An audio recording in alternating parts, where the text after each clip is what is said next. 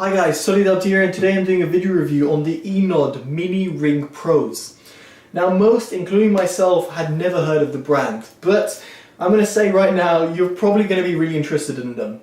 These are true wireless earbuds with IPX7 certification, and if you've been a subscriber on my channel you might have seen that I've just recently reviewed the Under Armour £160 earphones. And these earphones are very much like that. They have IPX7 certification. What does that mean? Well, if I just start playing some music and dunk them in water, they'll still be playing music. Let's put it that way.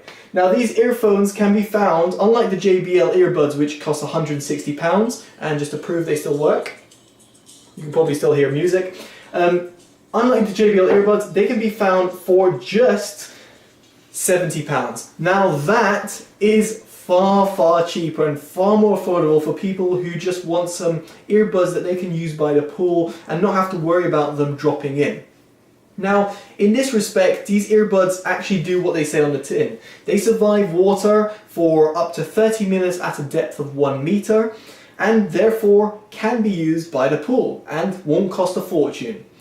Now the earbuds have a little ear fin which does sit within the inner bit of the ear, so let me just put them on so you guys can see. And as you might be able to see over here, that the hook just stays in by the ear and therefore gives them a little bit more security. Now one complaint I had about the JBL earbuds is that sometimes they would fall out, and that's mainly because of the sheer size of them. These on the other hand are slightly smaller and therefore did stick in my ears just a little bit better. That said, the ear fin and the actual ear size of the earbud might not fit every sort of ear, so your mileage may vary. But that said, in the package you do have a micro USB to USB cable, an extra set of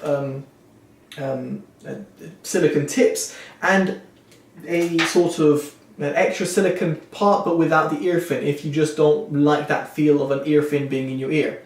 My complaint over here is the fact that you've only got one size of an ear fin, you haven't got multiple different ones, whereas with the JBL you had small, medium and large, and therefore if the fin doesn't fit you, you'll be kind of shortchanged.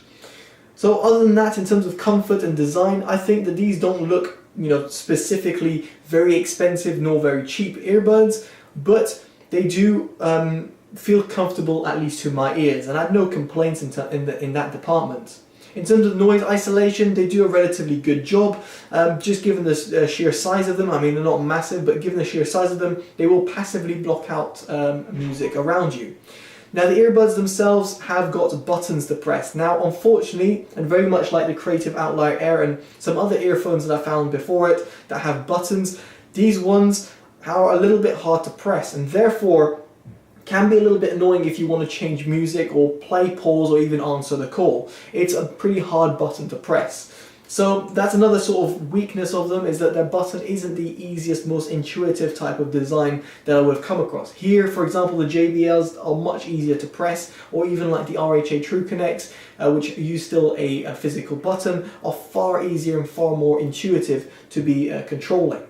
Other than that, they've got no sort of ambient sound or surround sound or a tuning in type of to your surrounding sort of features, and they don't come with active noise cancellation either, so just bear that in mind.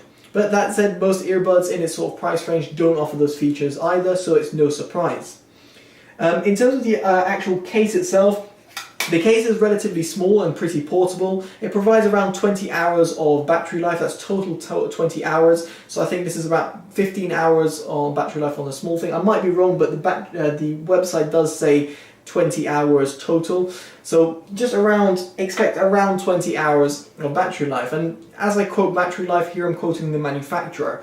Using it by my own experience, it lasted around a day usage in terms of commuting, so my commutes are around an hour each way, and I use them sometimes when I'm going out at lunch, which is around an hour as well. So your mileage may vary in terms of your actual total battery lifetime that you will get, but expect around 5 to 6 hours on single charge, and then around 20 hours total with the case included.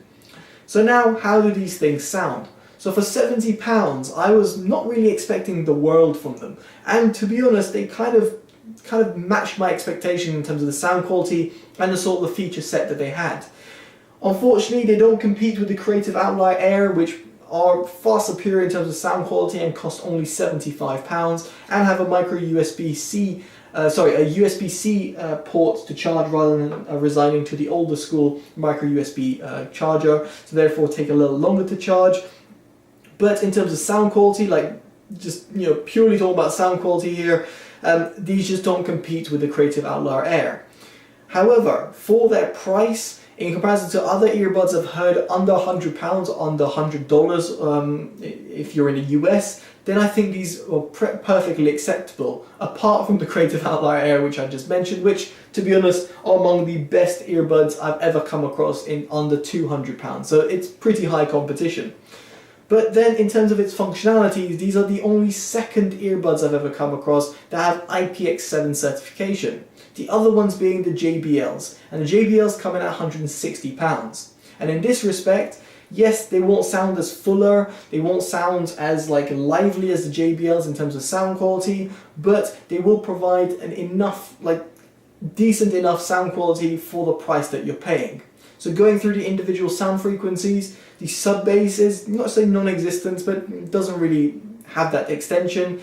The mid-bass is present, but does lack quality and quantity in certain respects. The mids are pushed back and recessed. The highs have got a nice-ish extension, but again are very much rolled off. And here, the thing which really differentiates them between the JBLs is their soundstage is pretty narrow. It doesn't have a sort of a wider sort of sound or as good of instrument separation, and therefore both the width and depth of the soundstage just feels a little bit more closed in.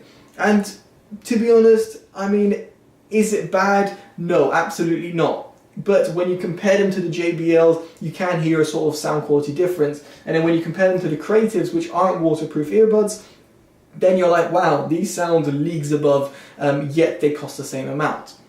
So ultimately here, what I'm trying to say is that these earbuds are not a bad shout at all for those people who want purely waterproof earbuds. When I say waterproof, as I said, fully submerged earbuds, you drop them at the bottom of the pool, you're like, oh damn, I'm going to go quickly fish them out. These will survive for up to 30 minutes. If you don't care about IPX7 certification, then do yourself a favor and buy the Creative Outlier Air instead. They sound far, far superior. And yes, again, they won't have that waterproof sort of rating. And other than that, if you want waterproof rating but slightly better sound quality, you're going to expect to pay £160 for the JBL or Under Armour equivalent.